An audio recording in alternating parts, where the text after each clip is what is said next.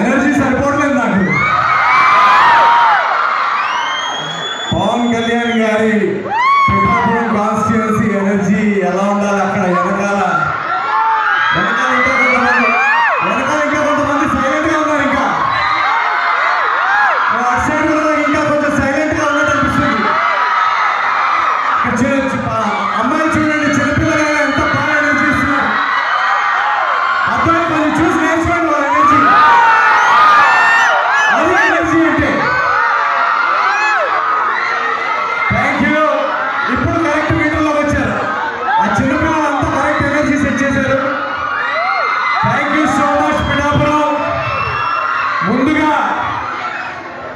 ఈ పిఠాపురం సంక్రాంతి సంబరాలకి మమ్మల్ని ఇన్వైట్ చేసినందుకు మన డిప్యూటీ సీఎం పవన్ కళ్యాణ్ గారికి, ఇక్కడ వచ్చిన డిగ్నిటీస్ అందరికీ, స్టేజ్ మీద ఉన్న చాలా చాలా ఇంపార్టెంట్ పీపుల్ వచ్చినట్టు నాకు ఫీలింగ్ వచ్చింది ఇందాక ఫస్ట్ రోజు కూర్చున్నప్పుడు. ఇటు తిరిగితే కలెక్టర్, అటు తిరిగితే ఇంకెవరో ఉన్నారు. సో మీరందరికీ, మన పిఠాపురం ప్రేక్షకులందరికీ, గోదావరి జిల్లా ప్రజలందరికీ మీ నవీన్ పోలిశెట్టి తరఫున హృదయపూర్వక నమస్కారాలు. అండ్ నన్ను ఈ సంక్రాంతి సెలబ్రేషన్కి ఇన్వైట్ చేయడం, ఇక్కడికి వచ్చి పండగకి మీ అందరితో ఈ మూమెంట్ సెలబ్రేట్ చేయడం అనేది నేను చాలా అదృష్టంగా భావిస్తున్నాను.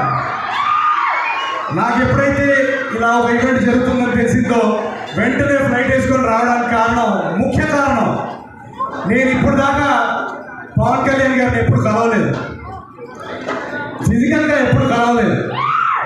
యాక్చువల్గా ఇప్పుడు ఆయన డీసీఎం గారు కాబట్టి ఇక్కడ అందరూ కొంతమంది గవర్నమెంట్ డిగ్నిటరీస్ ఉన్నారు కాబట్టి మనం చాలా ఫార్మల్గా మాట్లాడాలి. బట్ నాకు పవన్ కళ్యాణ్ గారితో పరిచయం ఎక్కడ మొదలైందంటే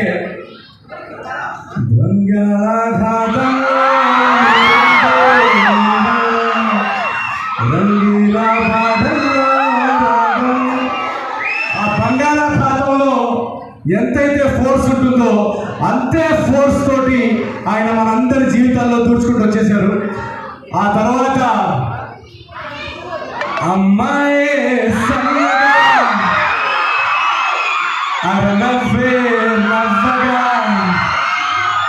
అని ఆ అరనవ్వుతో ఎన్నో చిరునవ్వులను తీసుకొచ్చారు మన పవన్ కళ్యాణ్ గారు. సో అప్పటి నుంచి నాకు చాలా చాలా చాలా చాలా నచ్చిన వ్యక్తి.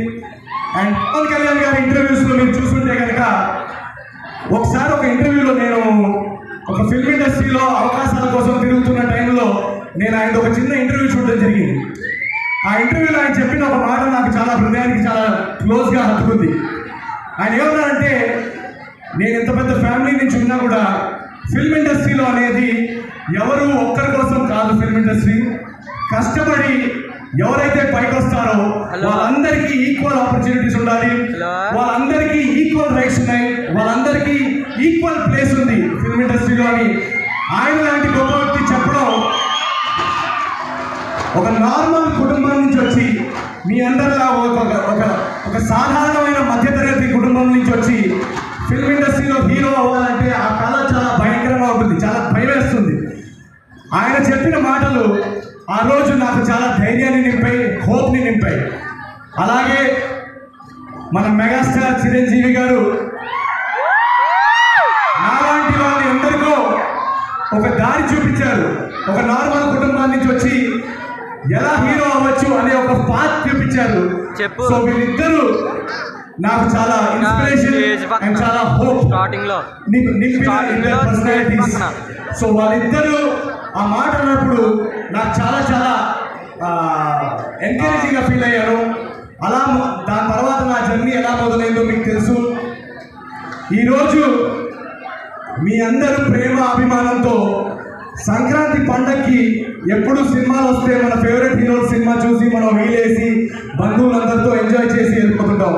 అలాంటిది మీరందరూ వరుస విజయాలు అందించి నా సినిమా ఏజెంట్ సాయి కానీ, జాతిరత్నాలు కానీ, మిస్ శెట్టి, మిస్టర్ పోలిశెట్టి కానీ, ఇలా మీరందరూ చూపించిన ప్రేమ అభిమానానికి ఈరోజు మొట్టమొదటిసారిగా నాకు ఒక సంక్రాంతి సినిమా అనేది రిలీజ్ చేసుకొని ఈ స్టేజ్ మీద నుంచునే స్థాయికి నిలబెట్టిన ప్రతి ఒక్క ప్రేక్షక దేవుడికి నా హృదయపూర్వక నమస్కారం.